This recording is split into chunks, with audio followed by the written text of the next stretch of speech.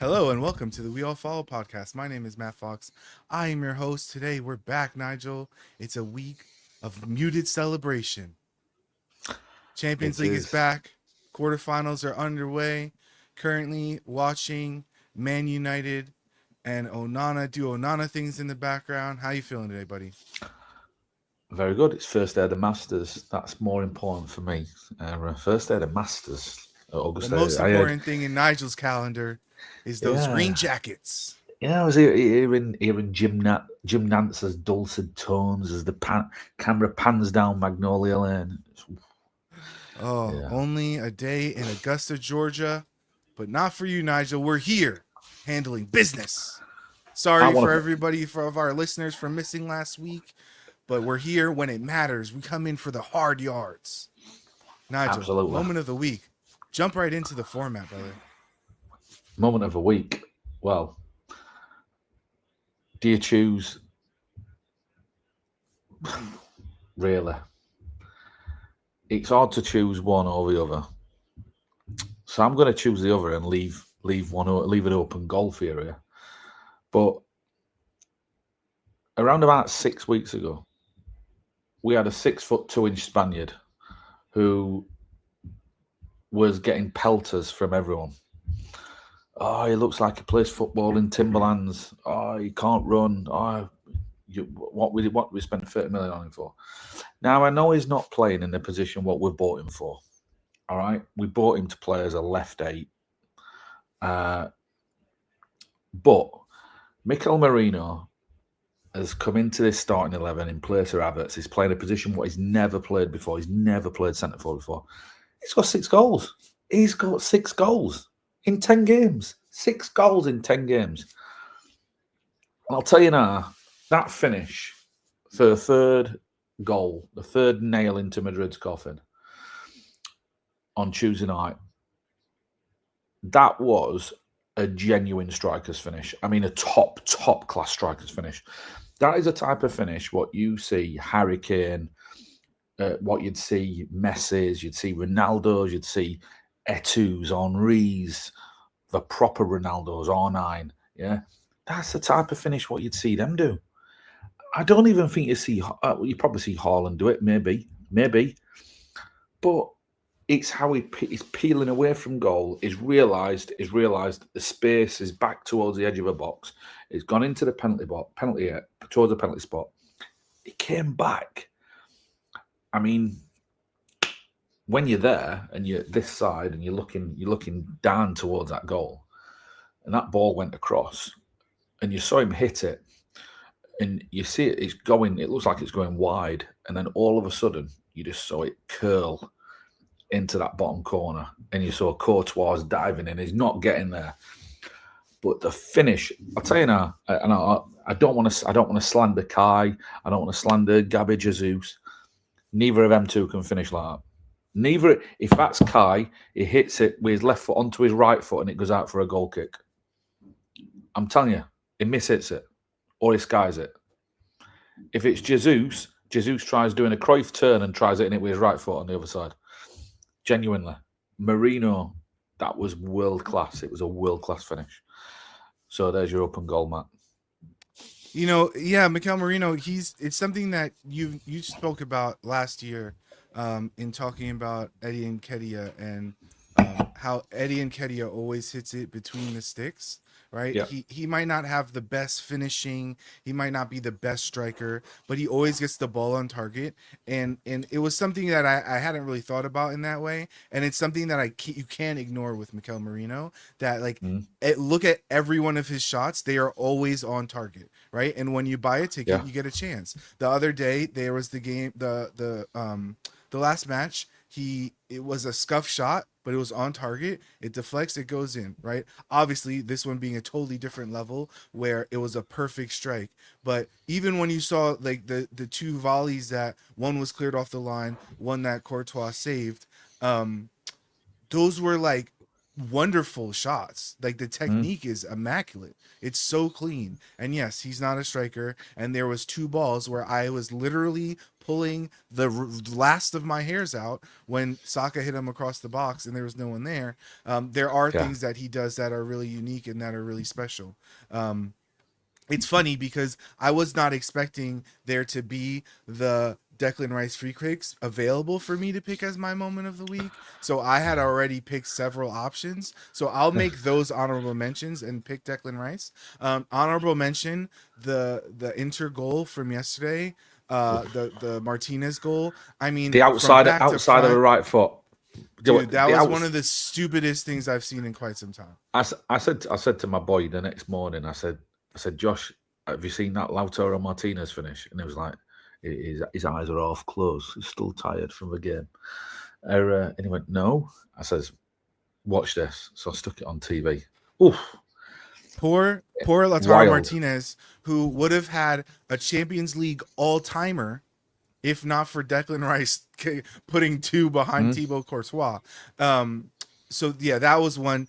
Second moment of the week. I mean, it's got to be Courtois' keeping performance. That man was everywhere. Like how he managed to keep some of those balls out is beyond me. Real Madrid had no business keeping Arsenal to 3 goals, right? And 2 of those being free kicks. They had no business doing that. And that was literally on the back of Courtois. I mean, Declan Rice, come on. Like, really? Really? That was crazy, Nigel. I'm literally sitting there. There's a free kick. And I'm like, well, this isn't going in. Not going in. And it was funny. After the match when all of the players were like, they're like, "Do you guys know when you scored a free kick last?" And every single player knew that it was Burnley Yeah. 2021. Like Yeah. players like Rice who hadn't been here, Saliba who was on loan. They're like, Saliba was like, I think it was Burnley. Yeah. Like everybody's like, they've been. This is on the board of whatever the board is of things that we need to accomplish. Like everybody knows that it was burnt. Whatever day in, like they knew the date of the Yeah. last free kick they scored, and then Rice kicks in 2. That was unbelievable. It's one of those Do, performances where you see it and you're like, do you know? no, it's crazy, man. Do you know what's wild about it though? Right. On Saturday, I was at Goodison Park. Right. Oh, Lacazette's just missed from 5 yard out. That's why it's called like a threat. I was at Goodison Park on Saturday, and in the second half, Rice had a free kick from about 25 yard out, and he hit it to the goalkeeper's side towards Pickford, and it was just too close to Pickford, and Pickford got hands on it, right, and it was like a rocket. He hit it like a rocket. Now, if Pickford would have stepped behind the wall, thinking it's going to go over the wall, that's in. It's in. But because he stayed where he were, he looked shocked when it came to him. He was like, "Oh," and he'd already had a sighter 3 days before. He'd had a sighter 3 days before. Well, like we were saying before we started this recording, you're at the other. I'm at the other end, right? And you see it, and you see your four men lined up in a wall. Now, I know because I've played. You got to go 5 men there, and if you're going 4, you need to make sure your last man, your wide man, the one what's on the left end, if you have a goalie, he's got to be 1 player outside the post. If he's 1 player outside the post, it means you've only got 3 covering the goal, which means you've got more of a goal to cover as a goalie. But when you're Courtois, you're not worried about that, right? You're not worried about that. You're 6'7", right? And you've got all that side of a goal covered. So, you're not worried. But for some reason, they lined up on the post. He lined him up on the post. So it meant he'd got less goal to cover. But if I'm Rice and if I'm Saka, and I mean, Saka did tell Rice to shoot, and he stood on that side and he's saying, the right-hand side of the goal is wide open for us, mate. He's going, if you feel it, just bang it. Now, don't get me wrong. Not everyone scores that goal. All right. The technique was wild. To hit it with that pace, you need to understand he's 30 yard out. He's 30 yard from goal. hitting it against a 6'7" goalie who's got a huge reach, good feet, gets across his goal quick.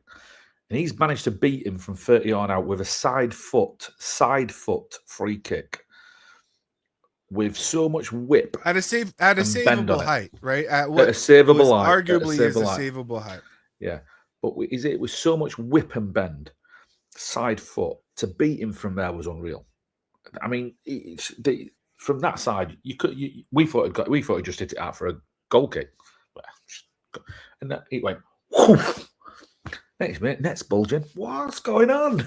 Yeah. Dude, it's one of those where you like, it takes a minute to register that the ball's gone in because you're not expecting it. It was really one of those magical moments. And for a player that, for as much as his ability and, I think he gets lumped in as like one of the, how do I say this? Like the English players who like have a lot of grit and determination, but they're not very good. They're just, you know what I mean? Like that gets discounted because of his, because of the way that he looks and where he's from, but he's a really technical player. And you saw that in a few moments. He had a chance to score another goal. There's some certain where he like picks up the ball in midfield and it's like a little bit behind him. You can see him putting the pieces together of becoming that really top level 8. And obviously we know he can do the ball winning 6 things, but I think you're starting to see what Mikel saw in terms of his unique selling point of being super athletic, being able to run with the ball, and being a quite technical player, even if he's large and strong as well. So shout out to Declan Rice. An amazing performance, 2 amazing free kicks yesterday. Let's move into the stats corner, Nigel, because so there's a limited data, right? I had to go scouring the internet for this, Nigel, so forgive me, okay? There was no Copa del Rey data available to me, so this is Champions League and La Liga data only. However, the last 2 free kicks that Thibaut Courtois has conceded both took place in separate games in 2022. Really? Okay. Yep. So again, it could have been a Copa del Rey match that I wasn't able to get the data for, but I don't think he plays Copa. He don't play Copa del Rey. I don't think they play a losing. Jota from Celtic had a free kick goal on the 2nd of November, and earlier that year, Rakitic had a free kick goal from Sevilla, and those were the last 2 free kicks that Courtois has given up. I'll tell you what, that second one, the second free kick by Rice. Blast from a past here. You know what it reminded me of? It reminded me of Juninho Pernambucano, who played for Lyon. Now, you watch his... he hit him differently. But Pernambucano, Juninho P, he used to hit him from 35, 40 odd out into top corners. Just... poof, and it looked like no effort. And that one of Rice's reminded me of his. Purely because... And I've seen it. I've only ever seen this a few times, like 2 or 3 times. When someone hits a ball and that true, that it hits the net before the keeper's even got into position to dive. Right now, I know Courtois did dive, but to be beaten at your side, at the goalie side, top bins from 30 yard out, and you can see it virtually 2/3 of the way. You can see the ball. That shows you how hard that ball was hit. That ball was hit hard. And I just think, I mean, the other times I've seen Henry do it to David James twice. I saw him do it against Man City and against West Ham. All right. So I've seen him do it to David James twice. But it was wild. It was I cannot believe how. I mean, to get it so far in that top corner was untrue. It was untrue. But it's another one. It's another one. I said to the boy when he was stood lining up, and I said, Rice is going to hit this. I says, and the only place you can hit this is the goalie's side. Don't go over the wall. You've got to go goalie's side. To be fair, I did say to the boy, I'd be hitting this low and hard, low, hard bottom corner goalie side because he's going to expect it coming high. And if we can disguise it with our wall, if he sees it late and it's going hard, it's hard to get down. It's hard to get down close to you. Defied me. He went 10 foot higher up in the air. They were both unbelievable. I mean, like I said, that one I told you before, I was stepped out of the room to grab a glass of water, and I came back and as they were setting up the free kick, and I kind of scurried back, and in my head I was like, "There's no way he's hitting another," and I was like, "Well, he might," and I scrambled back, and he's taking the run up as I come into the room, and I just started running down my house and scaring the kids and the cats and everything, as is my wont. So a couple other stats from yesterday.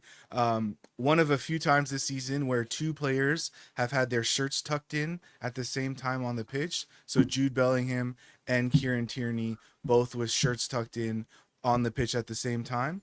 And then this one was crazy. Not point one. That was the XG of the two Rice free kicks. When you add in the Mikel Merino goal, it was not 0.18 was the three Arsenal goals yesterday. And Arsenal had 1.45 XG. So it shows you that there were, obviously, everybody watched the game. If you didn't watch the game, there was a ton of chances, a ton of really good chances. And they scored some ones that were really tough to put past. I'll tell you. I'll tell you why I'm talking about XG. What is interesting though is, there's another one which is XG for shots on target. Yeah, XG right? Declan Rice's second free kick, 0.97 XG. So for every 100 times that shot is hit, only three times it'll be saved. 0.97 XG. They said it's one of the highest they've ever seen. From 30 yard out as well. Only three goalies would save that out of 100.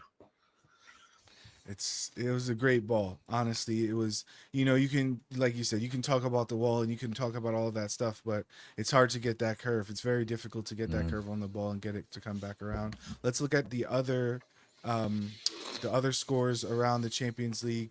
Obviously, Arsenal 3, Real Madrid 0. What's his name getting sent off in the dying seconds of the game? Camavinga getting sent off. He was going to be suspended for the match anyway. Bit of a petulant kick. I think Nigel, he wanted to make sure that he got showered before everybody else hit the locker room, so he just went in a little bit early, so that he didn't have to clap the fans. A really interesting game in Munich with Bayern 1, Inter 2. Harry Kane missing a goal that Harry Kane should have scored. And like we said, the goal from Martinez that, on another day would have been the talk of the town. Inter taking a 2-1 lead back to the San Siro. We can talk about what that means moving forward, I guess, probably in this next section. Barca putting a whipping on Dortmund. They were just running them ragged. Lewandowski with 2 goals, and that one could have had a few. He looked like he was in top shape. How old is he? I'm not sure, but he looks like he's 27. He's 36. Yeah. I don't really care because he looks like he looks amazing. And then PSG putting the beat him down on Aston Villa. Aston Villa scoring one nice goal on the counter, but otherwise pretty much one-way traffic from PSG in that one. Nigel, we look at these matches and you see the teams that are home and trying to get the result into the second leg. Obviously, the second leg at home is always going to be the advantage. Do you think that the teams capitalized as they should on the home legs? I don't agree that second leg at home is an advantage. Just so you know, I would rather go home first and get points. It's a bit like do you want games in hand or points on the board? I'd rather have points on the board. I'm sorry. So if you can play at home first and play well at home, there's a good chance that the team who are chasing the game in the second, at home in the second leg, it's harder work for them. Straight from the off, they've got to go hell for leather. And what do you do when you go hell for leather? You leave gaps. So for me, I'd rather play at home first. I'm quite happy with the home leg first, because one thing what you don't want to do is go away and get beat heavily like Dortmund did, and you've got no chance. Dortmund have got no chance now. In terms of that, like Barcelona's through, forget about it. There's no way that Dortmund are beating them 5-0. It's not going to happen. They're not going to beat them 4-0 and get penalties either. So yeah, I'd always go first. I'd always play at home first and make sure that you get a big result in first. Yeah, I mean, I think that makes sense. It was in terms of like talking about the circling back to the Arsenal game. You know, in a lot of ways, I think it was obviously you don't want to go away from home and give up a bunch of goals, right? That's never an idea.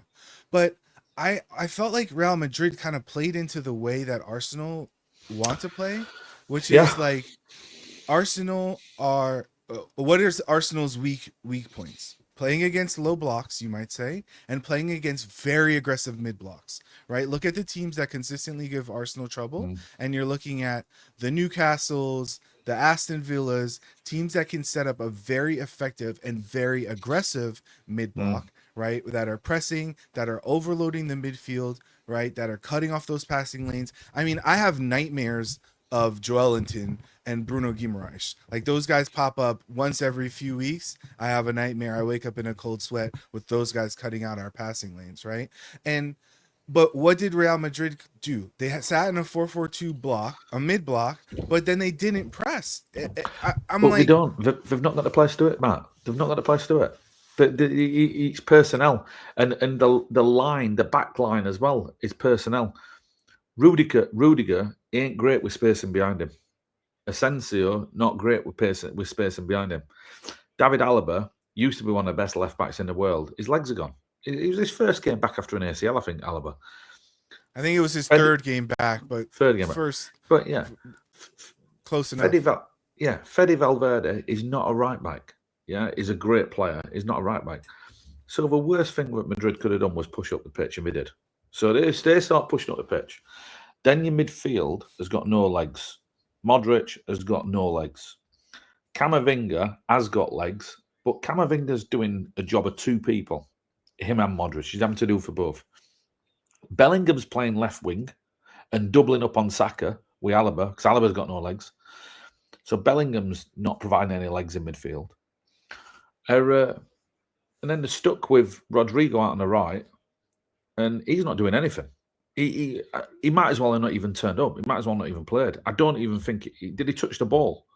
He didn't. I don't think he even had touch. So he's out there on an island. Now it's that placid their press. We bring Miles Lewis-Skelly in from left back into midfield. We pushed Timber forward and ended up with two at the back against their two. And we were happy with that because we had Partey, Miles Lewis-Skelly. They've got the run of the entire field. No one's coming near them. And in the first half, we had so many chances. Saka was murdering Alaba and Bellingham. And Martinelli had got Fede Valverde on skates at one bit. He was choosing, do we want to go past him? Do we want to cut in? Rice was box crashing brilliantly. We just couldn't get that final action to click. Second half, we stopped them attacking completely. And Madrid kind of got frustrated. And if you noticed, they started pushing 4 forward. They were trying to get 4 to try to keep the ball a bit more and go forward. I think they had about 2 attacks, didn't they? And that was it. I thought Kivio was great. But Madrid, I agree with you. Madrid, because of the way that they play and because of the personnel, what they've got, they had to play our way, the way what we wanted them to play.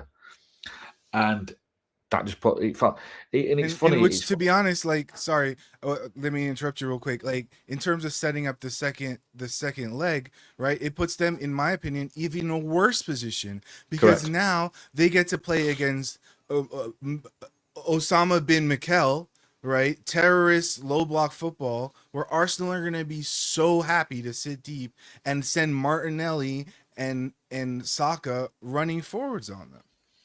I actually think, believe it or not, I'd actually play Ethan Nwaneri as a 9 in Madrid instead of Marino, and I'd go for pace because I just think that Madrid are going to want to come onto us. If Ethan can do the closing down bit as the 9, I'd play him because we're going to win the ball back and we can break quick, and they're going to pile onto us. I actually think we might. So I always say the best teams, the best of the best of the best, the elite teams, they dominate games because they force the other team to play their game. It's not about it's not about pinning someone back, and all the ball being in their area. No, no, no, no, no. The real good teams force the opposition to play the game what they want them to play, and we forced Madrid to play the game what we wanted them to play. And in the second leg, we've done it again. We've done it with Vol kicked off. We've forced them to play the game what we want them to play, which is perfect. It's perfect. And Man City did this for ages, and now I think we're getting there with a load of injuries. With a load of injuries, we're getting there, but it's happening. And it's what's funny about the other 3 games. Barcelona have done their. Barcelona did.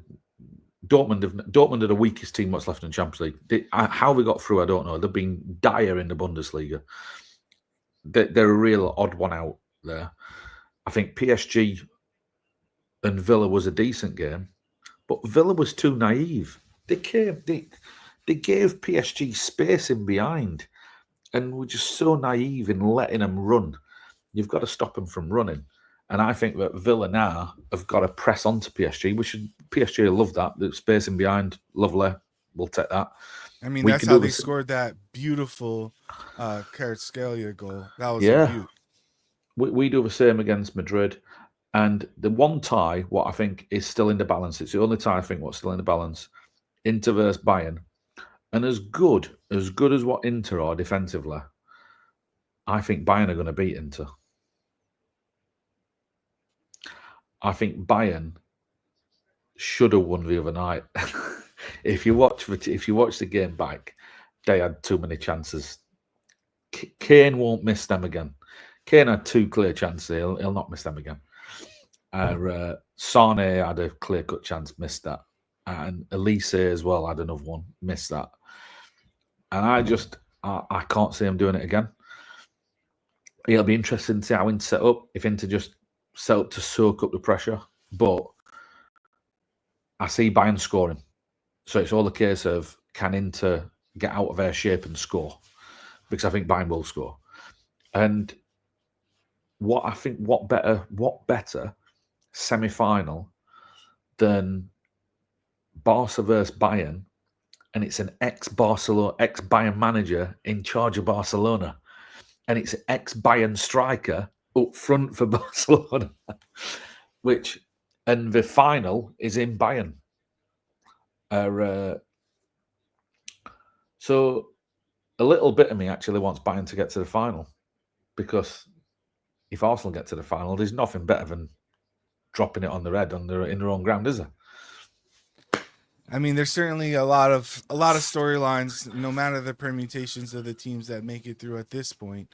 Um, a lot of interesting football to be played next week, I would say. Obviously, with the return fixtures, a big one at the Bernabeu for Arsenal, heading back to there for just the second time. I think the San Siro will be rocking. I think it's going to be tough for Bayern to get a result there.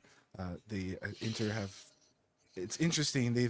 I think they've allowed the fewest goals, but Arsenal has the fewest XG against in the competition.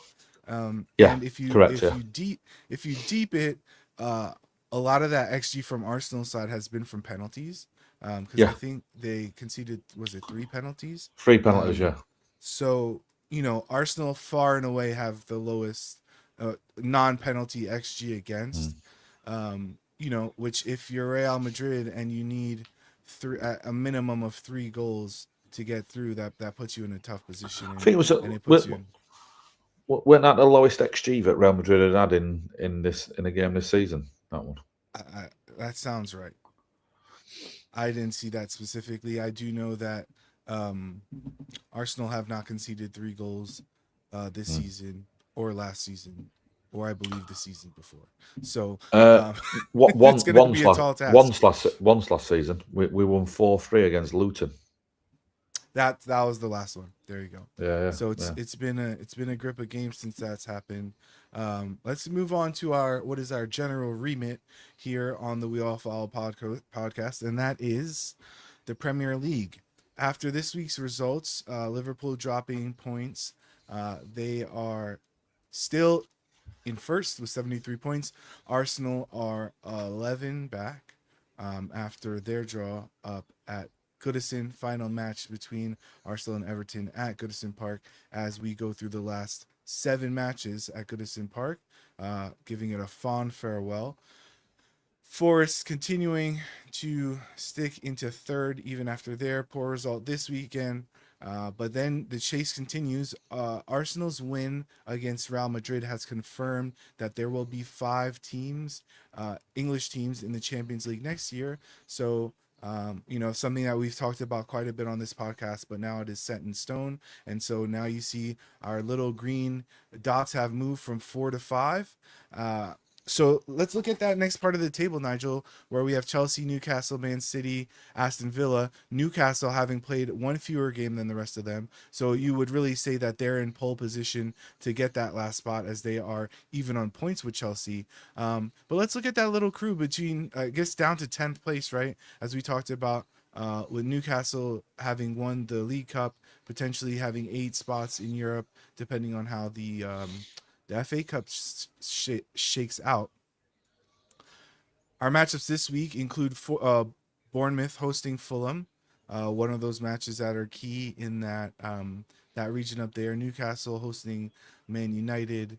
Um, so I think let's kind of zoom in on that part of the table. Forest are hosting Everton. There's a lot of those matches that are in that kind of zone of the teams that are going to be on the hunt for Europe this year. We talked about a really big one last week, right? That was Villa and Brighton, right? Where we called it a must-win game for Villa, and Villa were able to get the win in that one. That was the midweek last week. That was Villa Forest, Villa 2, Forest 1. Villa kind of, what's the word I'm looking for? Bringing themselves back up the table. Had to reel in Forest there. And didn't they face Brighton the week before? Yeah, it was Brighton that we missed a week. So it was the Brighton. Yeah. The last time we had talked was Brighton Villa, which Villa won, and then Villa Forest, which Villa also won. So they're quietly climbing up. So who's making Europe? Put it that way. So I think Bournemouth are out of it now. I think Brighton's 2 losses on the spin have virtually knocked them out of it. And so now I'm from 8th to 4th. I think Forest. I did say Forest need to stop any potential rot because you can quickly drop out of there. Then they're quite packed up now. And Forest have got Everton at the weekend. Everton have lost 1 in 10 under David Moyes. 1. I know they've got a few draws, but they've lost 1. I won't be wanting to play Everton this week. I'm sorry. If you're Forest, I'm not wanting to play Everton. And I think Everton are going to get a point against Forest. I know it's at the City Ground. I think they're going to get a point.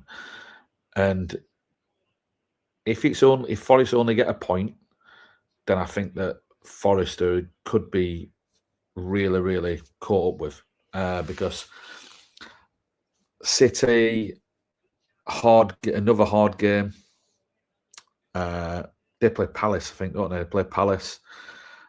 I actually think Palace have got more chance. Yeah, I actually think Palace have got more chance of finishing in the top 6 than Fulham, and Fulham are 8th. Palace just don't concede many goals.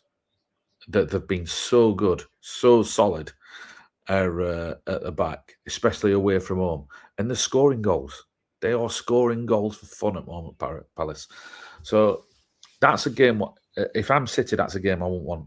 It's a game I won't want to play right now. So I think Palace could get a result at City. I think they'd be a definite double chance. I think Everton at Forest are a definite double chance. Villa are going to beat an already relegated Southampton, and Villa can do that resting players for midweek Champions League game. They can win at Southampton resting players. I actually think he will. I think he'll rotate. He'll rotate because he's got enough players to rotate. I think he'll rotate. I think he'll give a few of them a rest, and you'll see some different faces. I think starting that game, and you'll probably see some early subs, 45, 50 minutes. Just try and keep them a bit fresher, ready for Tuesday. I think Arsenal will beat Brentford, and I think I think Arsenal will rotate. Again, I think Arsenal will rotate. I expect to see Nwaneri instead of Saka. I think Trossard starts instead of Martinelli. I think they'll really try to move things around. I think Jorginho plays instead of Partey or Rice. Marino possibly drops back into midfield, etc., etc. I think there will be some changes for that game. Chelsea beat Ipswich. I think Ipswich, Forest, and Southampton, and Leicester are already down now, so don't even worry about them. So Chelsea will beat Ipswich. Liverpool, West Ham's a funny one, but we'll get into that in a bit because of the other teams who are around that Champions League bit. Newcastle beat Man United, and Fulham will get a result at Bournemouth. That's what I think. Yeah, Fulham have been a solid team this season. They've continued to get results. But I was just looking at Aston Villa's lineup. They had a very interesting lineup in their match here against PSV. No Onana, no Asensio, no Watkins. Um, so, if you look at the players that they brought on this weekend, if all those players start, right, then yeah, you could change 5 players and you could have a very high level team going against a dreadful, absolutely dreadful Southampton team that have a keeper mistake in them as well, right? Which is get a lot of shots. You're conceding a lot of shots, and you have a keeper who wants to throw them in. It's a bad combination. Um, you know, Man City, Crystal Palace. When we look at the away table, like you mentioned, right? Crystal Palace currently in 6th on the away table. 6 wins, 5 draws, just 3 losses, +8 goal differential, and they've won 4 and drawn 1 in their last 5 away from home. So their away form has been quite good, taking the trip up north to Manchester. I mean, you talked about Crystal Palace being able to make Europe. They are on 43 points. They are just 5 points behind Fulham in 8th, which, based on Newcastle's winning the FL Cup, means that 8th will probably get Europe. My thinking is correct. Yeah. So just 5 points back right now. If they can get a result, it could certainly make things interesting for that 8th spot. When we look at the Liverpool West Ham game, Nigel, what intrigues you about that one specifically? I'm interested to see if Liverpool have any doubts. Listen, they got handed it by PSG, didn't they? Really, twice. They got away with I don't know how they supposed that winning that first leg, but They got handed it by PSG twice. They was very, very shaky against Southampton at home in between them two games and could have lost that game against the worst, basically the worst team I've ever seen in the Premier League. They were very, very nervy against Everton. I mean, shockingly nervy against Everton in that Merseyside derby. And then once Fulham started attacking them on Sunday, it fell to pieces. They'd gone. Absolutely gone. Did not know what to do. Van Dijk and Kanate, Robertson, gone. So I'm interested because West Ham have got a little bit about themselves, and West Ham are getting players back now, and West Ham are. I think they're a better team than where they currently are in the league table, and I think if you're West Ham, you know that if you get a win, you could be up to 13th. West Ham could be up to 13th with a win this weekend. And if they get into 13th, 38 points, they could be 10 points off 8th, believe it or not. And if you put a good late run together, you could sneak a Conference League spot. You could sneak a Conference League spot if they get a good run together. So the two teams this weekend who I think could really make a big statement for themselves in terms of how they're going to finish the league off are West Ham and Wolves. There are two teams who I think could really say, you know what, we're going to finish the season strong and we're going to make a run up the table. Might not get above 10th, but make a run up the table and it could genuinely put Man U and Tottenham down around 15th, 16th, 17th if them two teams get a run together. I mean, to be fair, if you are looking for a way to motivate your team, your players all have European qualification bonuses, right? And you're the manager of West Ham and you look at your schedule. Obviously, you play Liverpool. It's going to be a tough match no matter what. But then you play Southampton, Brighton. It's going to be a tough one. But then you have Spurs, Man United, finishing off with Forest and Ipswich. So, okay, let's say we definitely lose. Let's just put it out there. We definitely lose Forest and Liverpool, right? But there's 4 or 5 winnable games in there that can put you on, you know, 40, 50 points, put you in the conversation. Maybe snag a draw that you didn't expect, and we could be getting bonuses paid out at the end of the year. So it's definitely the interesting part of the season where unexpected things can happen for sure. You have players that have all different kinds of incentives in terms of goal bonuses and matches played, and players who want to come back and maybe they're angling for their next move or for that contract getting re-upped. So even though there's quote nothing to play for, there's a lot of people who are certainly playing for. I mean, I think you saw in part of Thomas Partey's performance this weekend was a audition for a spot in Barcelona's squad next year and showing that he can do it against their domestic rivals for sure.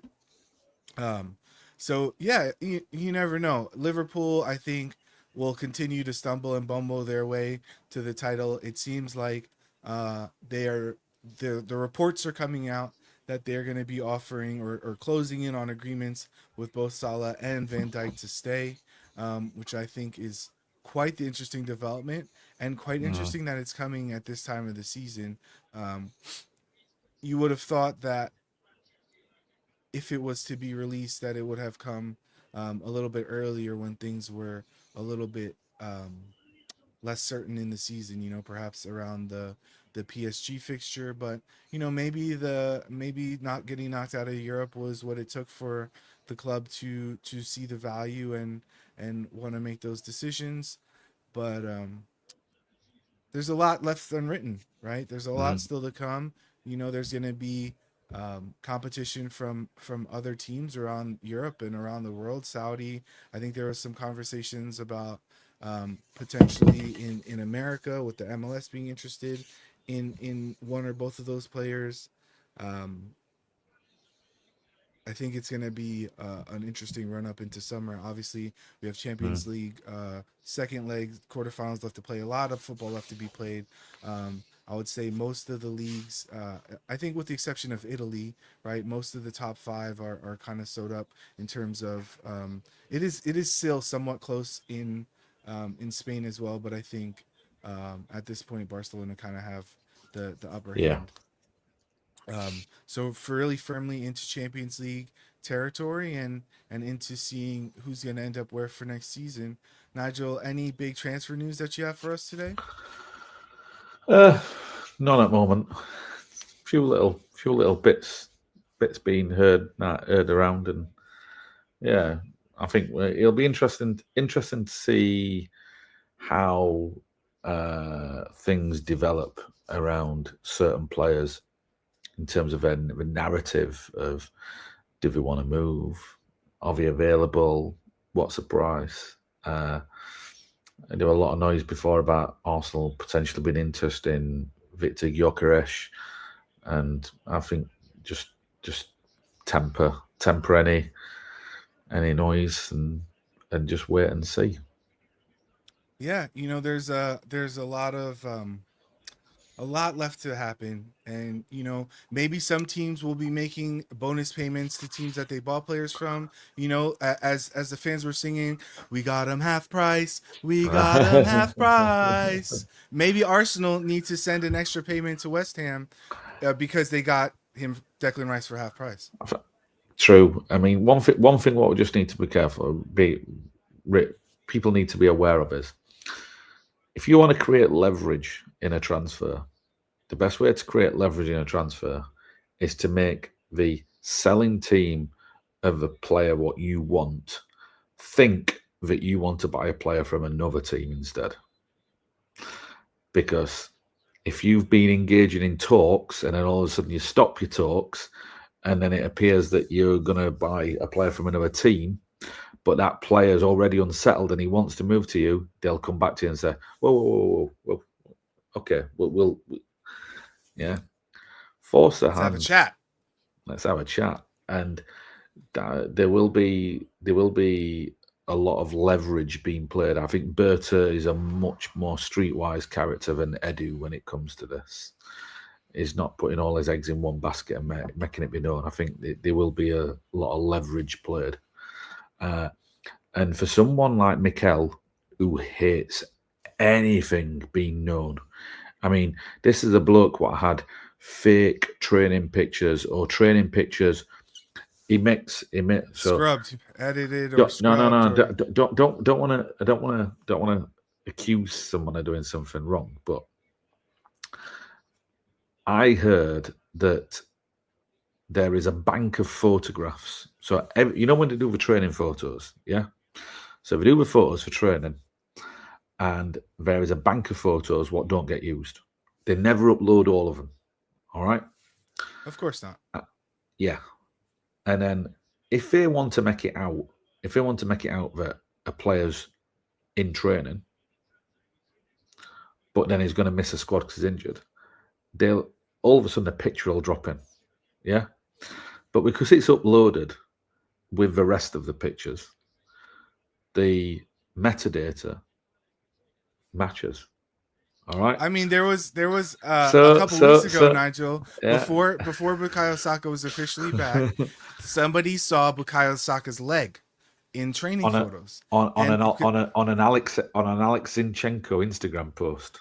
yeah, because they didn't properly scrub the photos, Yeah. and Bukayo Saka's leg was pictured in training. So There the was Arsenal sleuths are onto it. last year Thomas Partey was visible in the background. They tried Blair in the background. Thomas Partey was clearly just like training when when they said he was injured, and it was quite clearly him. I mean, it was blatantly him.